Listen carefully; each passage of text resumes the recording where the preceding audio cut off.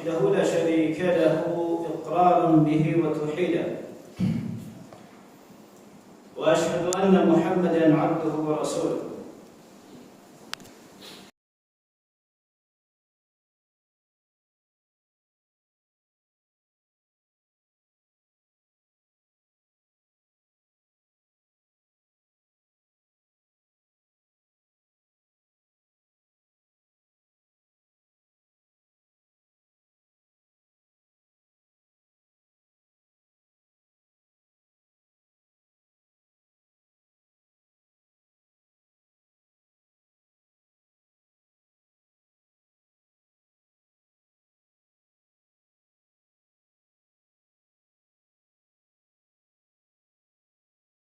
عليكم رقيبا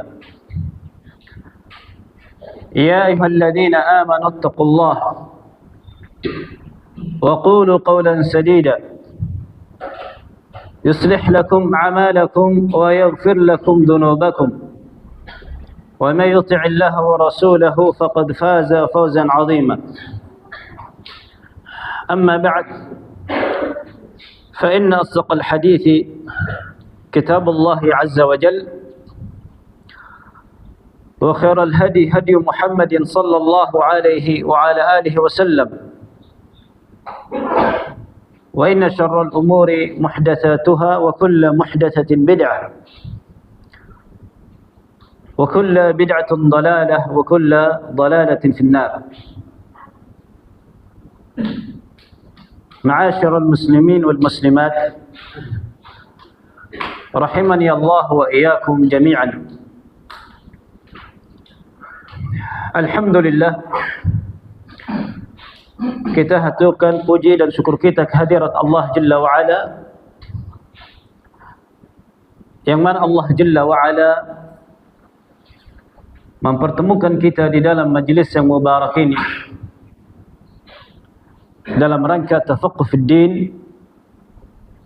dan dalam rangka mendapatkan tazkirah dari Allah Jalla wa'ala. Fadzakir fa inna dzikra tanfa'ul mu'minin. Berilah peringatan karena sesungguhnya peringatan itu bermanfaat kepada orang-orang yang beriman. Majlis al-ilm, majlis at-tadhkirah, majlis at-tawsiyah, ini termasuk di antara perkara yang dianjurkan dalam agama Allah Jalla wa'ala sebagai bentuk at-tanasuh, saling berbagi nasihat, yang mana nasihat ini ma'asyiral muslimin wal muslimat rahimani Allah wa iyyakum jami'an, termasuk di antara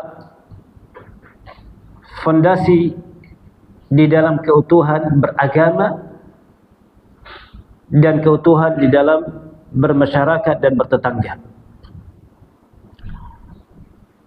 Oleh karena itu Rasulullah sallallahu alaihi wa ala alihi wasallam menyebutkan di dalam hadisnya, kata beliau sallallahu alaihi wasallam, ad-dinun nasiha, agama itu adalah nasihat. Dan beliau sallallahu alaihi wasallam menyebutkan sebanyak 3 kali ad-dinun nasiha, ad-dinun nasiha, ad-dinun nasiha, agama itu adalah nasihat. Dan beliau menyebutkan 3 kali menunjukkan pada kita betapa pentingnya nasihat di dalam kehidupan bermasyarakat. Sangat penting ma'asyiral muslimin ibadallah. Dengan nasihat itu akan menjadikan yang bengkok menjadi lurus. Dengan nasihat akan menjadikan yang lobang tertambalkan dan menjadi baik dengan nasihat. Sehingga jangan dipandang remeh nasihat itu. Nabi alaihi salatu wassalam ketika menyebutkan tentang nasihat tadi, maka para sahabat bertanya, liman ya Rasulullah, nasihat itu untuk siapa? Lalu baginda Rasulullah sallallahu alaihi wasallam menyebutkan, lillahi wa li kitabihi wa li rasulihi wa li a'immatil muslimina wa 'ammatihim. Nasihat itu ditujukan kepada Allah, kitabnya, rasulnya, pemimpin-pemimpin kaum muslimin, waliul amr, dan kepada seluruh kaum muslimin. Sehingga jangan marah bila ada yang menyampaikan nasihat pada kita. Jangan marah dan jangan membenci ketika kita terjatuh di dalam sebuah kesalahan lalu ada yang memberikan nasihat pada kita. Sebab para sahabat ridwanullah alaihim ajma'in, ketika mereka berbaiat kepada Nabi sallallahu alaihi wasallam, kata mereka, bay'ana Rasulullah sallallahu alaihi wasallam 'ala as-sam'i wat-tha'ah wan-nushi li kulli muslim. Kami berbaiat kepada Nabi, bersumpah setia kepada Nabi dalam hal mendengarkan dan taat kepada perintah Rasul sallallahu alaihi wasallam dan memberikan nasihat kepada setiap muslim. Jadi majlis ini adalah majlis nasihat kepada kita semua. Bukan sekadar majlis ilmu, melainkan ini juga adalah majlis nasihat kepada kita semua untuk membangun keutuhan di dalam bermasyarakat dan keutuhan di dalam bertetangga satu dengan yang lainnya. Apa yang telah disebutkan tadi tentang nasihat yang berkaitan dengan adab dan berakhlak dengan tetangga ini sangat penting bagi kita. Sebab ma'asyarul muslimin wal muslimat rahimani Allah wa iyyakum jami'an, kita ini hidup di sebuah qaryah, sebuah negeri yang tidaklah dikatakan sebagai qaryah, negeri atau kampung, melainkan di situ terkumpul banyak orang. Oleh karena itu Allah Jalla wa'ala menyebutkan dalam banyak ayat, menyebutkan tentang qaryah, dan induk dari qaryah, induk dari sebuah negeri adalah Baitullahil Haram, Makkah Al-Mukarramah. Dan para ulama menyebutkan tidaklah dinamakan sebagai qaryah kecuali di situ terkumpul banyak orang. Ada masyarakat yang bila terkumpul padanya sebuah kumpulan orang, maka tentu di sana akan berkaitan dengan tetangga dan yang semisalnya. Ya. Bila seorang ingin tidak bertetangga, maka silakan hidup di hutan sendiri. Ya. Tapi selama ia hidup di tempat yang banyak orang dan sifatnya majmur, banyak orang, majmuk, banyak ragam, baik dari suku, ras, maka barakallahu fikum, Allah Jalla wa'ala telah menerangkan pada kita di dalam bimbingannya dalam Al-Quran maupun diterangkan oleh baginda Rasulullah sallallahu alaihi wasallam dalam sunnah, bagaimana kita hidup dalam hal kemanusiaan dan bertetangga. Secara umum di dalam kemanusiaan, Allah Jalla wa'ala menyebutkan dalam firman-Nya, ya ayuhan nasu inna khalaqnakum min dzakarin wa unsa وَجَعَلْنَاكُمْ شُعُوبًا وَقَبَائِلَ لِتَعَارَفُوا إِنَّ أَكْرَمَكُمْ عِنْدَ اللَّهِ أَتْقَاكُمْ. Kata Allah Jalla wa'ala, wahai manusia, sungguh kami menciptakan kalian dari jenis laki dan wanita. Tidak ada jenis yang ketiga. Ya.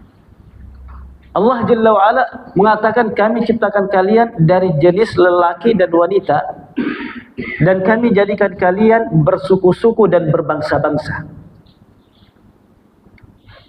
Tujuannya lita'arafu, agar kalian saling mengenal, agar kalian saling mengetahui. Lalu Allah Jalla wa'ala menyebutkan, inna akramakum indallahi atqakum. Sesungguhnya orang yang paling mulia di sisi Allah adalah yang paling bertakwa. Menunjukkan pada kita bahwa standar dan tolak ukur di dalam kemuliaan seorang hamba di sisi Allah Jalla wa'ala adalah taqwa. Bukan karena si fulan berdarah biru, si fulan berdarah merah, tidak. Atau si fulan karena hartawan, si fulan karena jutawan, bukan. Tapi kemuliaan seorang hamba di sisi Allah Jalla wa'ala adalah taqwanya. Adalah taqwanya. Ini bimbingan Allah Jalla wa'ala di dalam menyebutkan kemanusiaan secara umum. Lalu Allah Jalla wa'ala menyebutkan dalam ayat yang lain tentang bagaimana seseorang hidup bertetangga. Yang Allah Subhanahu wa ta'ala sebutkan dalam Al-Quran Al-Karim di perintah ini disebutkan setelah Allah Jalla wa'ala menyebutkan tentang perintah ibadah kepada Allah, mentauhidkan Allah dan menjauhi kesyirikan. Lalu Allah Jalla wa'ala ikutkan dengan beberapa perintah, disandingkan dengan perintah-perintah ibadah kepada Allah. Ketika disebutkannya perintah kepada Allah, menunjukkan pada kita bahwa Islam mengajarkan pada kita tentang hubungan seorang hamba dengan Allah. Kemudian setelah itu Allah Jalla wa'ala menjelaskan pada kita tentang hubungan dengan manusia, seperti diantaranya adalah dengan tetangga. Maka ini menjelaskan pada kita, Islam mengajarkan pada kita tentang akhlak. Akhlak. Dan baginda Rasulullah SAW tentunya diutus oleh Allah Jalla wa'ala untuk menyempurnakan akhlak yang mulia. Kata beliau sallallahu alaihi wasallam, "Innama bu'ithtu liutammima makarimal akhlaq." Sesungguhnya aku diutus hanya untuk menyempurnakan akhlak yang mulia. Maka Nabi alaihi salatu wassalam itu seorang yang sangat berakhlak. Ya. Bahkan Allah Jalla wa'ala mensifati beliau dengan sifat innaka la'ala khuluqin azim. Kata Allah Jalla wa'ala, wahai Muhammad, sesungguhnya engkau berada di atas akhlak yang agung.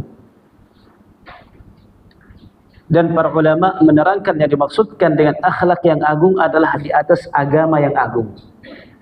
Jadi agama itu mengajarkan pada kita tentang akhlak. Agama mengajarkan pada kita tentang perilaku.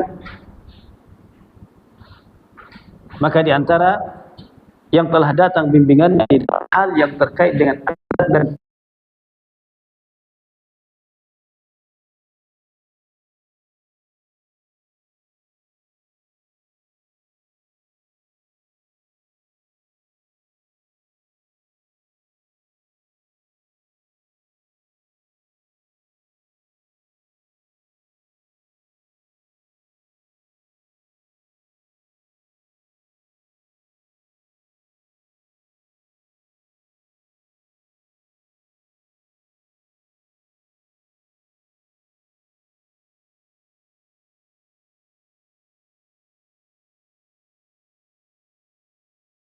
hubungan seorang hamba dengan Allah yang disebut dengan istilah hubungan vertikal, ya. Hubungan vertikal dari hamba kepada Allah sang Khalik, sang pencipta. Lalu Allah Jalla wa'ala melanjutkan dengan mengatakan wa bil walidaini ihsana. Dan hendaklah kalian berbuat baik, berbakti kepada kedua orang tua kalian. Allah Jalla wa'ala menyebutkan pertama kedua orang tua karena ketika seorang hidup di muka bumi ini, dilahirkan, yang pertama yang dia kenal dari manusia adalah kedua orang tuanya. Kedua orang tuanya. Yang tentunya kedua orang tua memiliki hak-hak dan kewajiban yang wajib bagi kita untuk tunaikan. Wa bidzil qurba, dan hendaklah berbuat baik kepada kerabat-kerabat kalian. wal yatama wal masakin, dan berbuat baiklah kalian kepada anak-anak yatim dan orang-orang miskin. Ini semuanya berkaitan dengan kemanusiaan, akhlak. Lalu Allah Jalla wa Ala menyebutkan wal jaridil qurba wal jaril junubi, tetangga yang dekat dan tetangga yang jauh. Ya, ini hendaklah kalian berbuat baik kepada tetangga yang dekat dengan tetangga yang jauh. Apa yang dimaksudkan dengan tetangga yang dekat dengan tetangga yang jauh ini? Para ahli tafsir, para ulama menerangkan bahawa yang dimaksudkan dengan tetangga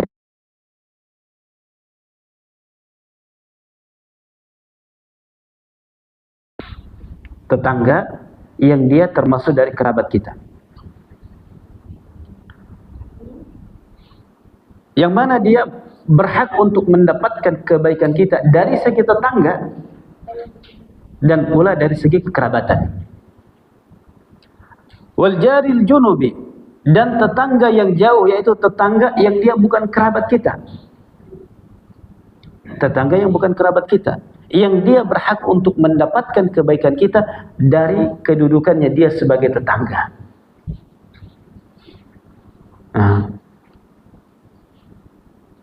Menunjukkan pada kita ketika Allah Jalla wa Ala menyebutkan yang demikian ini, ketika Allah menyandingkan perintah beribadah kepada Allah dan perintah berbuat baik kepada makhluk seperti yang telah disebutkan tadi, di antaranya adalah tetangga.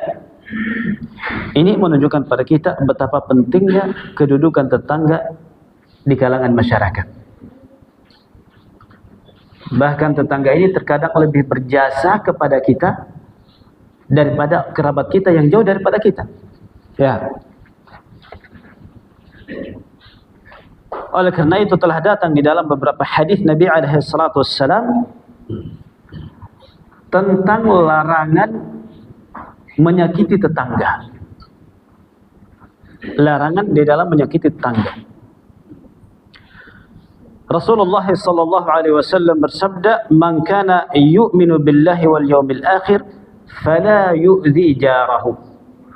Barang siapa yang beriman kepada Allah dan hari akhirat, maka janganlah dia menyakiti tetangganya.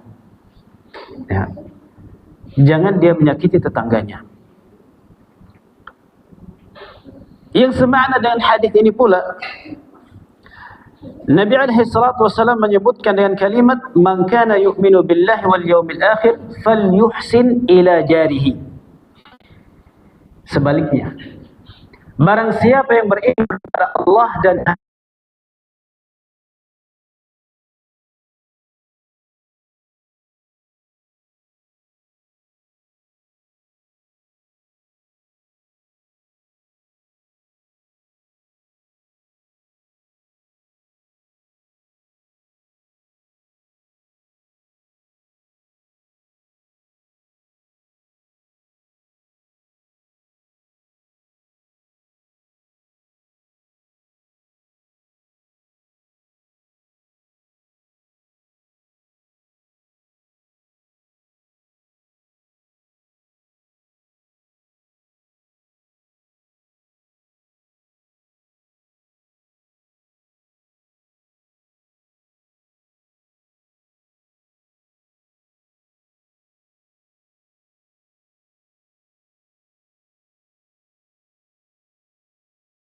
merasa aman dari kerusakan dan kejahatan dia. Ya. Subhanallah. Rasulullah sallallahu alaihi wasallam begitu menerangkan pada kita tentang hak-hak tetangga. Hak-hak tetangga yang harus kita jaga, yang harus kita tunaikan, yang harus kita lindungi. Bahkan Nabi SAW di dalam hadis yang lain menyebutkan tentang seseorang yang berzina. Seorang yang berzina. Zina itu adalah dosa besar. Ya, dosa besar. yang Allah Jalla wa'ala melarang kita untuk mendekati jalan-jalannya. Allah Jalla wa'ala berfirman, وَلَا تَقْرَبُوا الزِّنَا, jangan kalian mendekati zina. Allah tidak mengatakan jangan kamu berzina, tapi jangan mendekati. Sebab perzinahan tidaklah terwujud dan tidaklah terjadi kecuali setelah ditempuh jalan-jalan yang mendekatinya. Ya. Maka jauhi segala jalan yang dapat menghantarkan kepada zina. Kata Nabi alaihi salatu wassalam, la an yazniya rajulun bi'ashri niswatin aisaru lahu min an yazniya bihalilati jarihi. Sungguh seseorang berzina dengan 10 wanita yang bukan tetangganya, itu lebih ringan. Padahal zina kan dosa, kan? Dosa besar. Sungguh seseorang di antara kalian berzina dengan 10 wanita yang bukan tetangganya, itu masih lebih ringan dibanding dia berzina dengan istri tetangganya. Ya. Subhanallah. Karena wajib bagi kita untuk menjaga hak tetangga kita, wajib bagi kita untuk menjaga kehormatan tetangga kita. Wajib bagi kita untuk menjaganya. Bahkan menjaga hak tetangga ibarat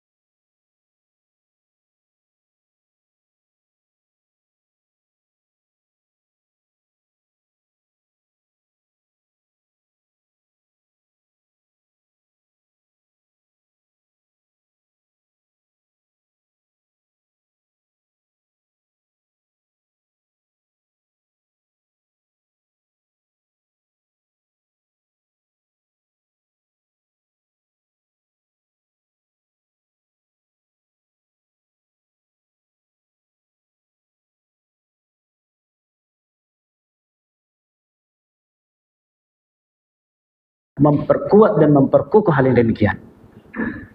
Ya. Sehingga dari apa yang disebutkan ini menunjukkan pada kita, ma'asyiral muslimin ibadallah, bahwa menjaga hak-hak tetangga, berakhlak dengan tetangga, menjaga adab, ini termasuk di antara yang sangat diperhatikan di dalam Islam. Bahkan dengan menunaikan hal-hal yang demikian, menjaga hak-hak tetangga, berakhlak di dalam bertetangga, ini termasuk di antara perkara yang mendatangkan keberkahan di dalam umur.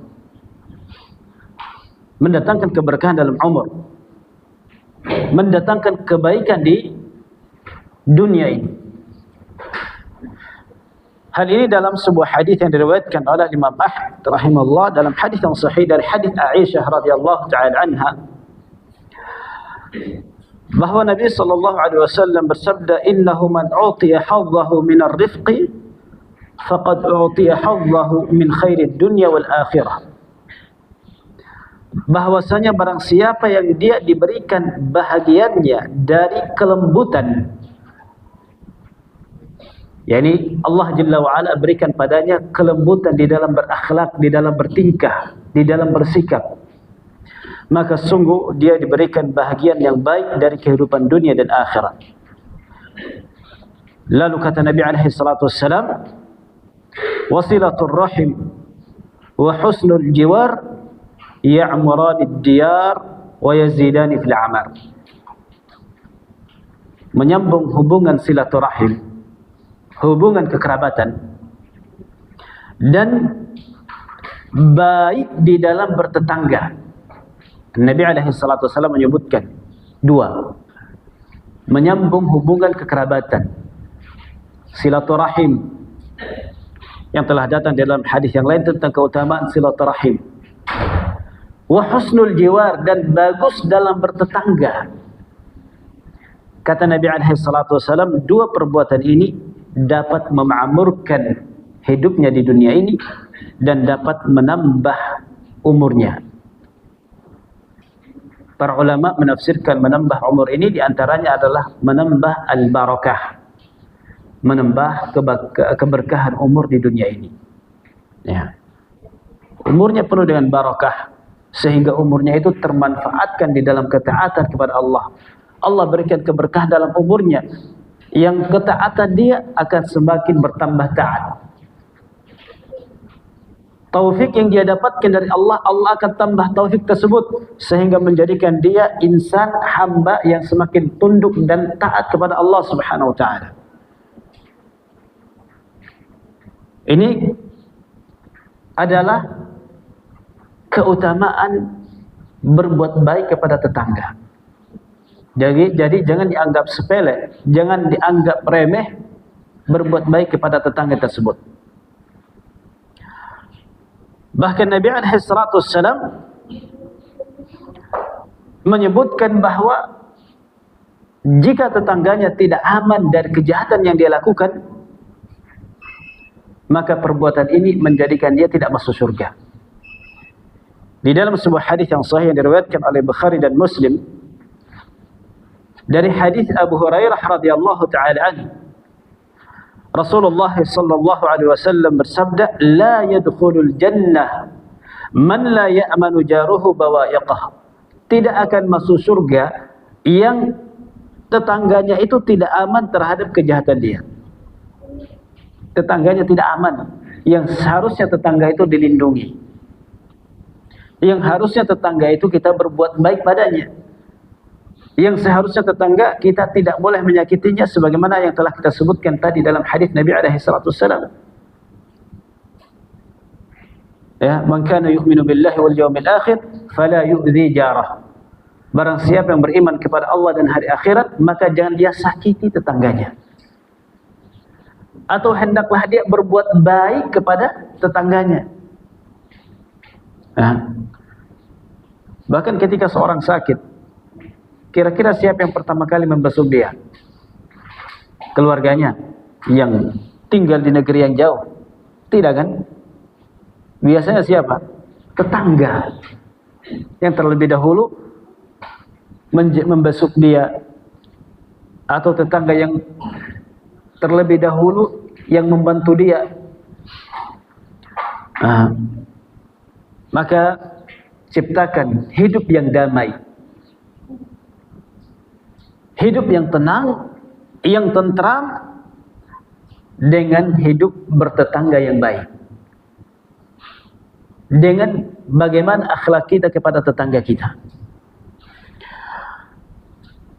Disebutkan di dalam sebuah hadis yang diriwayatkan oleh Imam Ahmad, Abu Dawud dan Tirmidzi, dari hadis Jabir bin Abdullah radhiyallahu taala anhu tentang jalan milik berdua yang disebut dengan syuf'ah.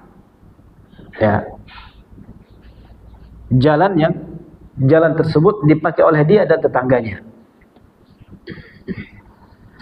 Kata Nabi alaihi salatu wassalam, al-jaru ahaqqu bi syuf'ati jarihi. Tetangga itu lebih berhak dengan syuf'ah, dengan kesepakatan tetangganya. Artinya apabila ia memiliki sesuatu yang itu dilewati juga oleh tetangganya, maka dia tidak boleh menjualnya sampai mendapatkan kesepakatan dari tetangganya. Subhanallah. Jangan kita semena-mena ini kan punya saya.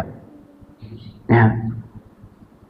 Sehingga kalau kita menjualnya ke orang lain, bisa jadi itu menyakiti tetangganya. Kata Nabi alaihi salatu wassalam, yuntadharu biha wa in kana ghaiban. Ditunggu kesepakatan dia kalau orang tersebut tidak ada.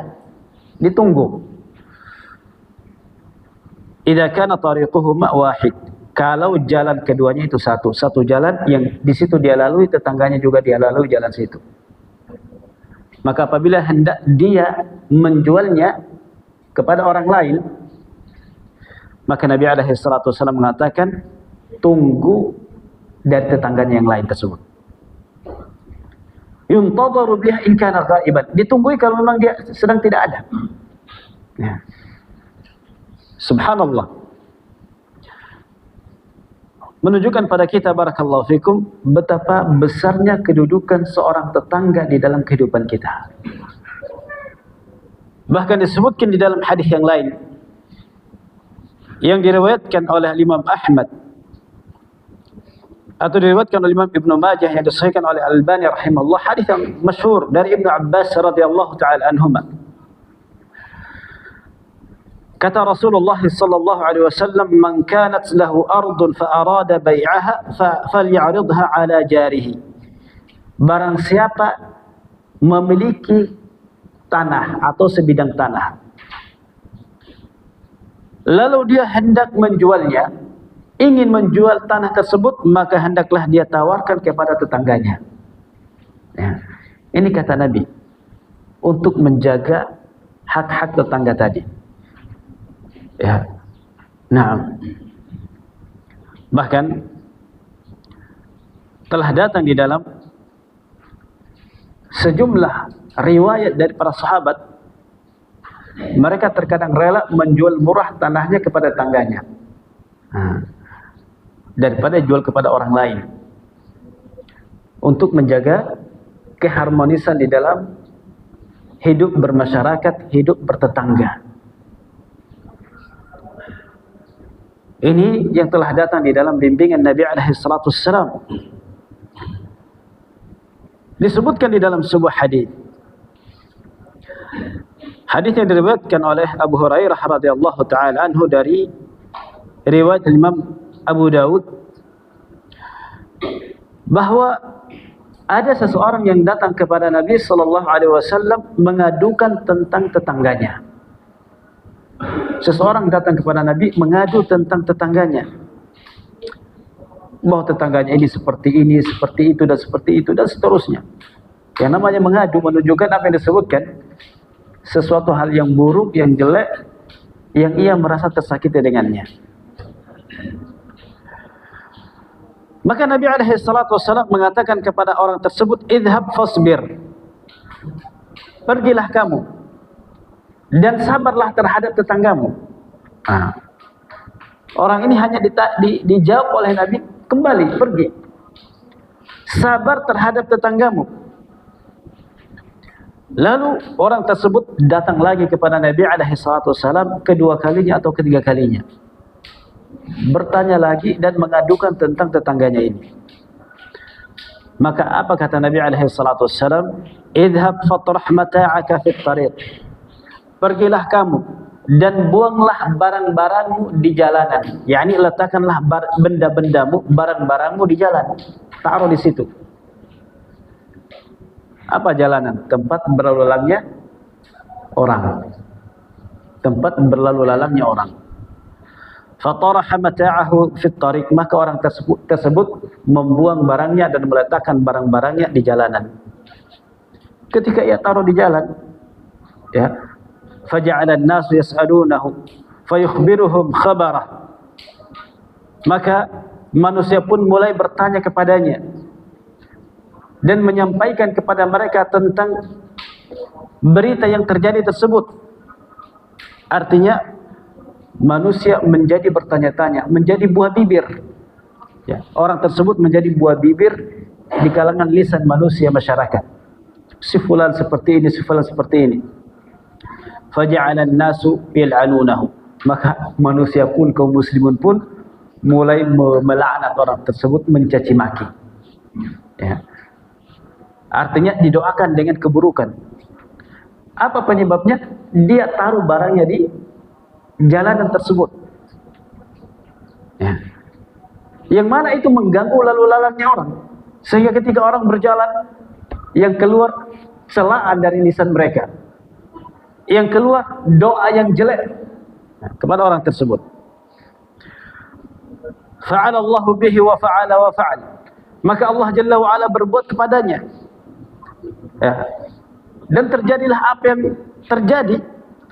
Lalu orang tersebut datang kepada Nabi alaihi salatu wassalam, datang kedua kalinya atau datang ke beberapa kalinya, mengadukan lagi tentang apa yang dia dapatkan celaan dari manusia tersebut yang ia meletakkan jalannya di tengah-tengah mereka. Maka Nabi alaihi salatu wassalam mengatakan, irji' kembali, ya. La tara minni syai'an takrahu, kamu tidak akan melihat sesuatu dariku yang engkau benci. Hadis ini adalah mengisahkan pada kita bahwa ketika tetangga kita berbuat hal yang tidak baik pada kita, ada hal-hal yang membuat kita tersakiti, maka jangan dibalas dengan sesuatu yang menyakitinya, namun balaslah dengan kebaikan. Kata Nabi alaihi salatu wasallam, isbir, sabar, ya, sabar, ya. Jangan kejahatannya, jangan perbuatan buruknya, jangan kelakuan buruknya dibalas dengan keburukan, tidak, tapi sabar, ya. Kalau Anda membalasnya dengan keburukan, maka dia akan membalas juga dengan keburukan. Akhirnya apa? Saling mendoakan hal yang jelek, saling melaknat. Ini bimbingan Nabi alaihi salatu wassalam di dalam berakhlak, beradab dalam bertetangga. Kita harus saling menjaga hak-hak kita, saling memberikan rasa aman satu dengan yang lainnya dalam hal bertetangga. Juga telah datang di dalam hadis yang lain, dalam hadis yang sahih yang diriwayatkan oleh Imam Ahmad rahimahullah dari hadis Abdullah bin Abbas, Rasulullah sallallahu alaihi wasallam bersabda, la darara wa la idrar, tidak boleh merugikan diri sendiri dan tidak boleh merugikan orang lain. Lalu kata Nabi alaihi salatu wasallam, walirrajuli an yaj'ala khashabatan fi ha'iti jarihi, boleh bagi seseorang untuk menancapkan kayu di dinding tetangganya. Ya, ini boleh untuk saling hidup dengan damai, ya, agar tidak saling memudaratkan. Wattariqul mita'u sab'atu adru', sedangkan jalan yang harus dibuat ya kurang lebih sab'atu adru', 7 hasta. yakni jarak antara yang satunya dengan yang lainnya di dalam bertetangga itu adalah kurang lebih sab'atu adru', 7 hasta, ya, kalau bahasa kita 7 hasta. Tidak terlalu banyak, tidak terlalu lebar, juga tidak terlalu sempit, sebagai bentuk sekat agar tidak saling terganggu satu dengan yang lainnya. Ini yang disebutkan oleh Nabi SAW tentang bagaimana kita cara bertetangga untuk tidak saling merugikan, tidak saling merugikan satu dengan yang lainnya. Ya, jangan kita berbuat sesuatu yang membuat tetangga kita merugi, jangan juga tetangga tersebut membuat sesuatu yang merugikan tetangga yang lain. Tapi hendaklah dilakukan dengan cara yang baik sebagaimana yang telah dibimbingkan oleh Rasulullah sallallahu alaihi wasallam. Juga disebutkan dalam hadis yang lain, dalam hadis yang diriwayatkan oleh Imam Ahmad dari hadis Umar ibn Khattab radhiyallahu taala anhu, kata beliau, sami'tu Rasulullah sallallahu alaihi wasallam yaqul, saya mendengarkan Rasulullah sallallahu alaihi wasallam bersabda, la yashba'u ar-rajulu duna jarihi, janganlah seseorang itu kenyang dalam keadaan tetangganya tidak kenyang. Nah, ini juga adalah bimbingan Rasulullah sallallahu alaihi wasallam di dalam hal bertetangga untuk saling memperhatikan. Ya, jangan kita membiarkan diri kita kenyang sementara tetangga kita dalam keadaan lapar. Oleh karena itu telah menjadi kebiasaan para sahabat radhiyallahu alaihim ajma'in, mereka saling memberikan hadiah di antara mereka satu dan yang lainnya, tetangga dengan tetangga. Bahkan Nabi alaihi salatu wassalam menyebutkan bahawa apabila engkau memasak masakan yang berkuah, maka perbanyak kuahnya, lalu engkau berikan kepada tetanggamu. Ya. Sekedar kuah itu tetangga sudah senang ya. Sekedar kuah saja. Apalagi dengan daging-dagingnya dan semisalnya. Barakallahu fikum. Ini adalah bimbingan baginda Rasulullah sallallahu alaihi wasallam di dalam hal ini, bagaimana kita menjaga persaudaraan di dalam hal bertetangga. Disebutkan di dalam hadis yang lain, dalam hadis Samurah radhiyallahu taala anhu yang diriwayatkan oleh Imam Abu Dawud dan Imam Ahmad rahmatullahi alaihima, kata Nabi alaihi salatu wassalam, jarud dari ahaqqu bidaril jar, atau darul jar ahaqqu bidaril jar. Rumah tetangga itu, atau tetangga rumah itu lebih berhak dengan rumah sang tetangga atau tanahnya. Ini bimbingan Nabi alaihi salatu wassalam. Tetangga rumah lebih berhak untuk mendapatkan kebaikan rumah tetangganya. Apa yang disebutkan dalam hadis ini adalah bagaimana Nabi alaihi salatu wassalam untuk menjaga tetangga itu. Ketika mungkin tetangga kita dia tidak memiliki sesuatu dari tempat tinggal, maka termasuk hal kebaikan adalah memberikan tempat tinggal, ya, memberikan tempat tinggal dan memberikan kemudahan pada dia. Dan ini juga yang datang dari Nabi alaihi salatu wasallam dalam hadis yang lain. Beliau mengatakan, khallu lahu an jirani. Ya. Berilah jalan terhadap dia dalam hal tetangganya. Ketika Nabi alaihi salatu wasallam berkhutbah dan menjelaskan tentang tetangga, maka Nabi alaihi salatu wasallam mengatakan, berikan jalan terhadap tetangga tersebut. Ya, bebaskan dia. Beri kelonggaran dia di dalam hal tetangganya tersebut. Bahkan telah datang dalam hadis yang lain, Nabi alaihi salatu wassalam mengatakan, la yu'minu ahadukum hatta yuhibba li jarihi ma yuhibbu li nafsihi. Tidaklah dikatakan seorang itu beriman kepada Allah sampai dia mencintai apa yang dia cintai untuk tetangganya. Ya. Nabi alaihi salatu wassalam dalam hadis ini mengikat tentang keimanan dengan dia mencintai untuk tetangganya apa yang dia cintai untuk dirinya. Apabila kita mencintai sesuatu ada pada diri kita dari sebuah kebaikan, seharusnya demikian pula kita cintai kebaikan tersebut ada pada tetangga kita. Ini adalah beberapa akhlak yang diajarkan oleh Rasulullah sallallahu alaihi wasallam. Berbuat baik kepada tetangga dan tidak menyakiti tetangga dan tidak berbuat jahat kepada tetangga. Bahkan yang paling berbahaya dalam hal ini adalah ketika ia sampai pada puncak, kadang ia membunuh tetangganya sendiri, waliyadzubillah. Yang mana tentunya membunuh itu adalah dosa besar. Membunuh itu adalah dosa besar. Membunuh jiwa yang diharamkan oleh Allah Jalla wa'ala itu termasuk dosa besar. Apalagi yang dia bunuh adalah tetangganya sendiri, yang telah kita sebutkan tadi dalam firman Allah Jalla wa'ala, berbuat baik kepada tetangga. Disebutkan di dalam sebuah hadis yang sahih yang diriwayatkan oleh Imam Al-Bukhari dalam Al-Adabul Mufrad dari hadis Abu Musa Al-Ash'ari radhiyallahu ta'ala anhu, Rasulullah sallallahu alaihi wasallam bersabda, la taqumu as-sa'atu hatta yaqtula ar-rajulu jarahu wa akhahu wa abah. Tidak akan tegak hari kiamat, kata Nabi alaihi salatu wasallam. Tidak akan tegak hari kiamat sampai seseorang itu membunuh tetangganya sendiri atau membunuh saudaranya sendiri, bahkan ayahnya sendiri. Yang itu adalah orang-orang dekatnya. Dari segi nasab, segi darah, maka ayahnya adalah keluarga yang paling terdekat, saudaranya. Dari segi yang lain, tetangganya adalah orang yang paling dekat. Hadis ini adalah tahdzir, peringatan keras dari Allah Subhanahu wa taala untuk tidak menumpahkan darah tetangga.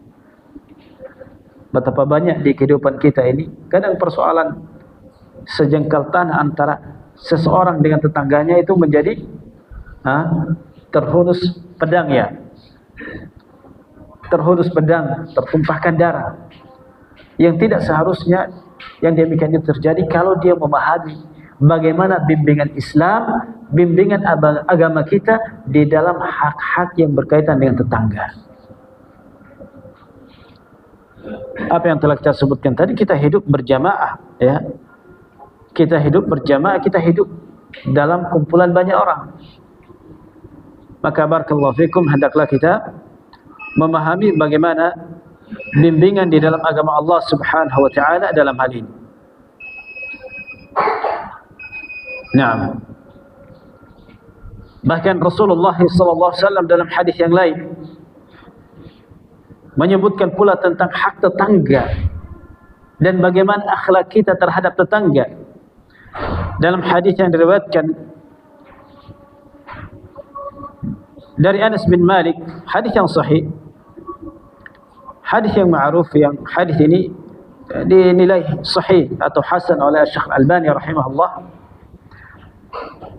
Kata Nabi alaihi salatu wassalam, "Ma min muslimin yamutu fayashhadu lahu arba'atu ahli abyati min jiranihi al-adnain." Tidaklah seorang muslim meninggal dunia lalu ia dipersaksikan oleh 4 orang dari penghuni rumah yang tetangganya paling dekat. Tidaklah seorang muslim meninggal dunia lalu orang tersebut dipersaksikan oleh 4 orang dari penghuni rumah yang terdekat darinya. Annahum la ya'lamuna illa khaira, dan bahwasanya tetangganya tersebut tidak mengetahui kecuali kebaikan. Ya, karena yang mengetahui seorang itu tentunya biasanya adalah tetangga. Baik buruknya seorang biasanya yang lebih mengetahuinya adalah tetangganya. Makanya disebut dengan jar, orang dekat. Yang menyaksikan ini mereka bersaksi dengan kebaikan. Illa qala Allah, melainkan Allah Subhanahu wa taala berfirman, qabiltu ilmakum fih, aku menerima pengetahuan kalian terhadap orang tersebut, wa ghafartu lahu ma la ta'lamun, dan aku mengampuni dosanya apa yang kalian tidak mengetahuinya. Subhanallah. Ini adalah bimbingan Nabi alaihi wasallam di dalam bertetangga. Sehingga kalau kita ingin mendapatkan ampunan dari Allah Jalla wa Ala, maka hendaklah kita berbuat baik pada tetangga kita, agar tetangga kita ketika kita wafat meninggal dunia, mereka menjadi saksi menceritakan tentang kebaikan kita. Ya. Ini bagaimana Nabi alaihi wasallam menerangkan pada kita tentang betapa pentingnya kita berbuat baik pada tetangga, agar tetangga itu berbuat baik pada kita, dan agar tetangga itu menyebut kita dengan kebaikan di dalam kehidupan kita ini. Nah, sampai jam berapa ini?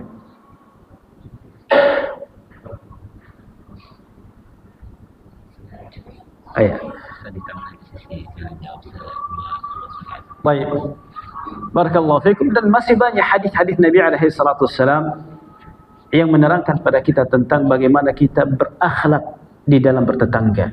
Dan tentunya sebaik-baik akhlak di dalam bertetangga adalah kita bertauladan kepada baginda Rasulullah sallallahu alaihi wasallam, bagaimana beliau bertetangga di dalam akhlak beliau. Allah Jalla wa Ala telah menjadikan Nabi alaihi salatu wasallam sebagai suri tauladan bagi kita di dalam agama ini. Laqad kana lakum fi Rasulillahi uswatun hasanah. Sungguh pada diri Rasulullah sallallahu alaihi wasallam terdapat suri tauladan bagi kalian. Wallahu taala alam bissawab. Semoga tausiah yang singkat ini memberikan manfaat pada kita semua di dalam hal memperhatikan hak-hak tetangga kita, terkhusus dia sebagai seorang muslim. Bahkan orang kafir pun tetap mendapatkan hak-hak sebagai seorang tetangga.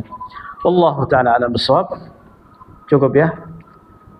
Saya kira cukup. Kita akhiri. Mungkin ada pertanyaan? 1-2 soalan. Faddalu hafizakumullah.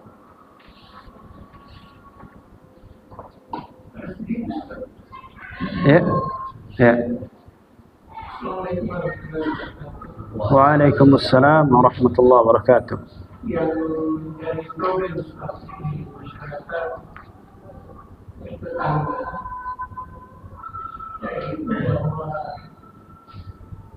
ada orang memahami agama, ada orang sama sekali tidak memahami agama. Tentu di dalam bertetangga mendapat kesulitan. Kalau misalnya sudah bagus salah tapi dia masih memutar musik. Ya. Lalu apa yang tindakan apa yang kita lakukan? Baik. Barakallahu fikum. Apa yang disebutkan dalam penanya tadi juga memang sesuatu yang waqi' terjadi di tengah masyarakat kita dalam bertetangga. Yang terkadang ada tetangga kita tidak memahami bagaimana cara bertetangga dan bagaimana hak-hak tetangganya. Sehingga terkadang ada tetangga yang memutar musik yang keras, ya, sampai menyakiti tetangga sebelahnya, ya. Nah, kira-kira apa yang harus kita lakukan? Ya, tentunya yang pertama dalam hal ini adalah kita menasihatinya dengan baik, datang menyampaikan dengan baik, minta untuk dimatikan musiknya atau mungkin dipelankan suara musik tersebut, ya. Kalau dia enggan menolak, maka tentunya dilaporkan kepada pihak yang berwajib, pada polisi. Dan alhamdulillah banyak kejadian-kejadian yang semacam ini dilaporkan kepada polisi, ya, langsung didatangi, suruh matikan. Karena memang mengganggu juga, ya. Kadang sebagian orang masyarakat kita tidak memahami bagaimana cara bertetangga, dan itu bukan di sini saja, ya. Kadang di tempat yang lain. Bahkan kadang sesuatu yang menyakitkan. Jadi ada suatu kisah peristiwa, saya sempat terjadi dialog dengan seseorang yang dia ini sarjana hukum, juga dosen, tentang menjelaskan tentang hak-hak asasi manusia. Itu terjadi ketika ada sebuah pesta di kampung dekat rumah, yang tentunya pesta perkawinan. Iya, tapi pasang musik yang musiknya itu membuat juga kita tidak tidur. Paham kan? Lalu kita sampaikan bagaimana ini? Ya. Susah memang, karena pesta perkawinan diizinkan juga oleh pihak yang berwajib. Ini agak rumit. Ya. Dalam satu segi itu merusak hak-hak asasi saya. Saya ingin mendapatkan ketenangan, mau tidur tidak ada yang ganggu dengan suara-suara itu. Ala kulli hal, barakallahu fikum. Yang wajib kita adalah memberikan nasihat, kita upaya memberikan nasihat. Ya, kalau memang dia enggan, laporkan kepada pihak yang berwajib supaya dia mendapatkan efek jera dari itu. Wallahu a'lam bishawab. Ya. Itu barangkali yang dapat dijawab. Satu lagi mungkin. Ya. Yang kadang yang jalan sampai tempat jalan sampai itu sudah bukan tetangga lagi yang ganggu ini. Baik. Pada dasarnya, barakallahu fikum, pada dasarnya apapun yang menyakiti dan mengganggu, maka itu adalah termasuk hal yang dilarang. Oleh karena itu Allah Jalla wa Ala sebutkan dalam Al-Quran Karim, alladzina yu'dzuna al-mu'minina wal-mu'minati bighairi maktasabu faqad ihtamalu buhtanan wa ithman mubina. Orang-orang yang menyakiti kaum mukminin dan mukminat dengan sesuatu yang mereka tidak lakukan, dengan alasan yang tidak dibenarkan, maka sungguh mereka telah memikul dosa dan kedustaan yang besar. Wasyahid dalam hal ini bahwa apapun yang sifatnya itu menyakiti. Ialah bagaimana dalam soalan tadi, ya. Maka masuk dalam keumuman ini, meskipun terkadang pemerintah mengizinkan Saya kira juga kadang pemerintah mengizinkan separuhnya kan, separuhnya. Ya. Tapi selama ada tempat-tempat yang lain mungkin yang tidak menyakiti kaum muslimin dalam acara-acara yang sebutkan tadi yang kadang menutup jalan, ya, maka mengambil hal itu lebih baik daripada menutup jalan yang sejatinya itu juga menyakiti orang yang lalu lalang. Dan yang menyakiti orang dalam hal lalu lalang itu banyak. Terkadang acara yang semacam itu, ya, kadang demonstrasi. Ya, demonstrasi bukan cuma banyak, termasuk menyakiti lalu lalangnya orang ini juga dosanya. Ya, barakallahu fikum dan lain sebagainya. Ala kulli hal, bagaimana kita berusaha untuk tidak mengganggu kaum muslimin dalam hal ini, ya, tidak menyakiti kaum muslimin. Ini juga sebuah problema yang tentunya ini juga dikembalikan kepada pihak yang berwajib, dikembalikan pada pihak yang berwajib. Allah Ta'ala alam shawab. Saya kira cukup kajian kita pada maghrib ini dan insyaallah kita azan. Semoga bermanfaat pada kita semua. Wa akhirul kalam wa akhiru da'wana alhamdulillahirabbil alamin. Assalamualaikum warahmatullahi wabarakatuh. Tafadhal al-muadzin fal yuadzin.